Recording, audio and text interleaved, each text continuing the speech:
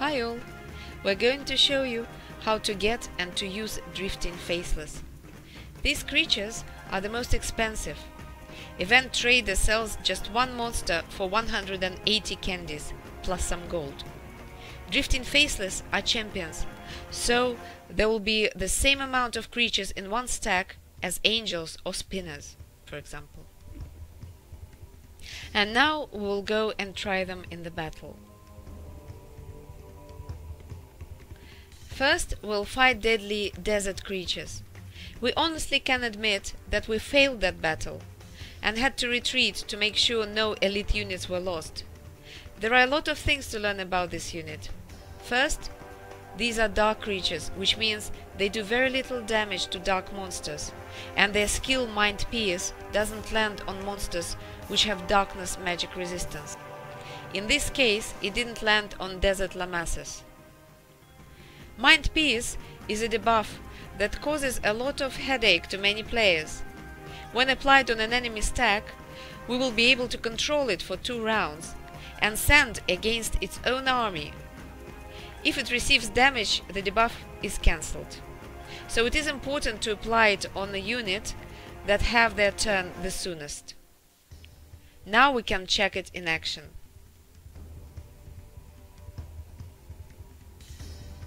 As we mentioned before, we had to retreat from this battle.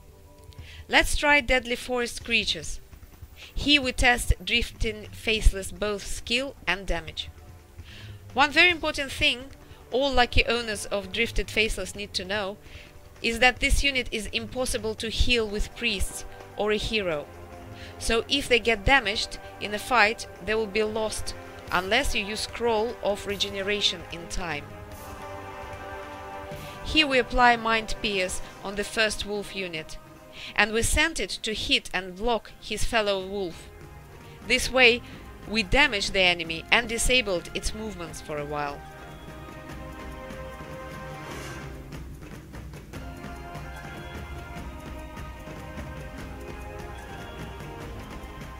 To succeed in this particular battle, we need to block the enemy with priests where needed.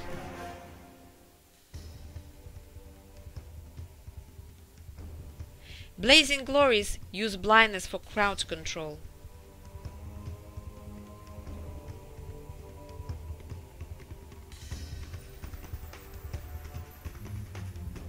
Because monsters are close to us, Defiance is a good mass buff to use here. If we didn't have it, we would use Rush to backstab the enemy. Now it is Drifting Faceless turn, and they hit with dark magic power and return back to their place without suffering retaliation. Pretty much ranged champion unit.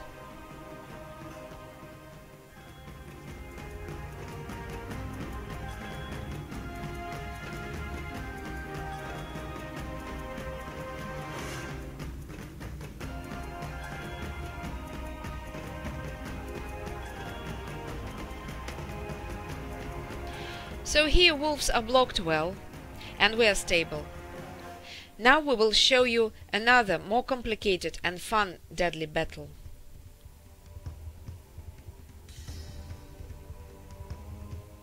This is the last deadly expert battle with forest creatures, where we will show you Drifting Faceless in action.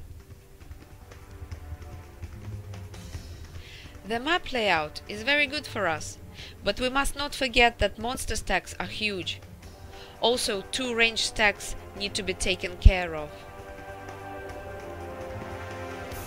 We decided to place Mind Pierce on the upper wolf unit and test if it stays on it for 2 rounds. We put blindness on a bigger stack while we try to kill the smallest stack of wyverns, so we don't have to use blindness on it. Priests block entrance as usual. By the way, a very important thing to know is that reinforcement works well on Drifting Faceless. It not only makes your champion numbers bigger, but also secures it from accidental loss. Remember, it is impossible to heal this unit without the scrolls. Here we make sure that Trent doesn't hit the debuffed wolf, because it will cancel the debuff. Here we do a powerful crit to elite wolf without retaliation.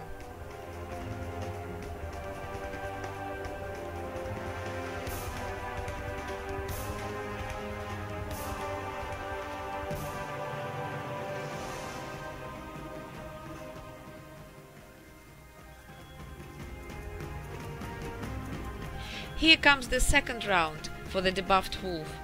We have sent him away from our units as far as possible. Not bad, he applied bleed to Trance as well.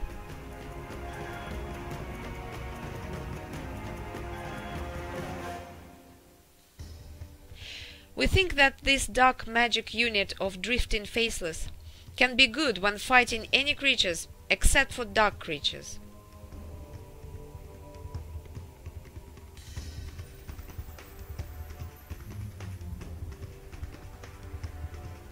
We feel we are pretty stable in this battle as well. And so finally, now let's do a healing test for Drifting Faceless.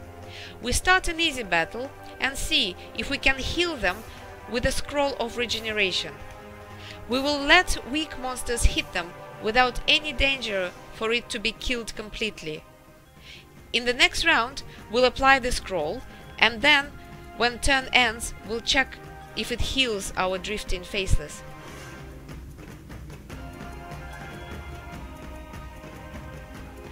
So we hope this helps, and good luck in your battles!